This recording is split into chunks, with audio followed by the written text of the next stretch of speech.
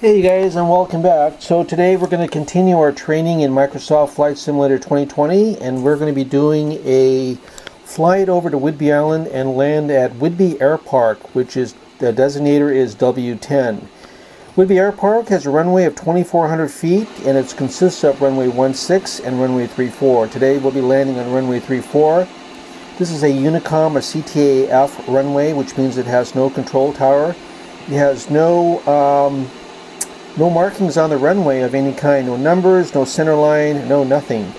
And at the same time, it has 50-foot obstacles on both sides, which are really high trees.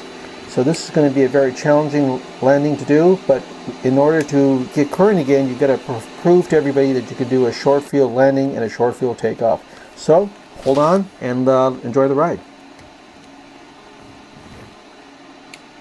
And one more note also, because Whidbey Airpark is a common traffic air frequency airport, you've got to contact the traffic individually and on your own, and you have to tell them who you are, where you are, what altitude you're going to be at, and what are your intentions. So the first waypoint for me will be here in about 4 miles, and it'll be coming up here in just a second.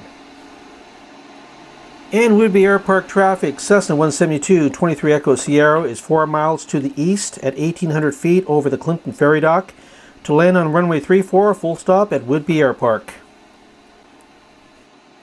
Whidbey traffic, Cessna 23 Echo Sierra is flying over the midfield to a left downwind for 34, full stop, Whidbey Airpark.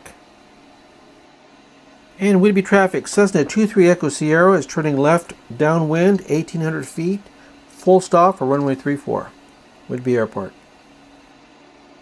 In Whidbey traffic, Cessna 23 Echo Sierra is turning left base for runway 34, full stop, Whidbey Airpark.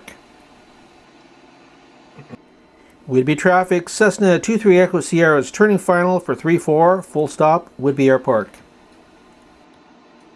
In Whidbey traffic, Cessna 23 Echo Sierra is short final for 34, full stop, Whidbey Airpark, parking at the hangars. To make a great short field landing, you need to be in complete control of your airspeed and descent rate.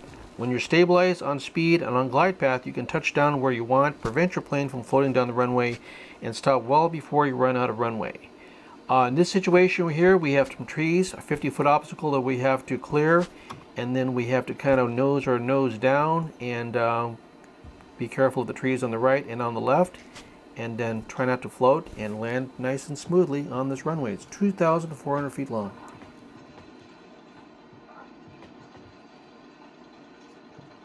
Beautiful.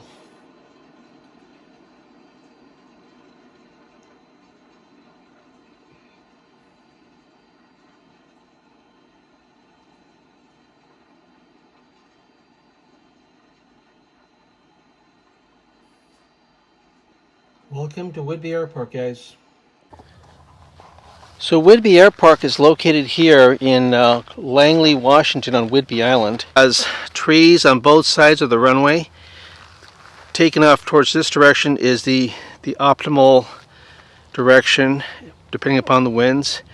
But when you land from this direction here, it is really kind of sketchy because you got those trees that are beyond a 50-foot high obstacle, and you got to clear those, of course, so your angle of attack coming into the runway for landing from that direction is really steep.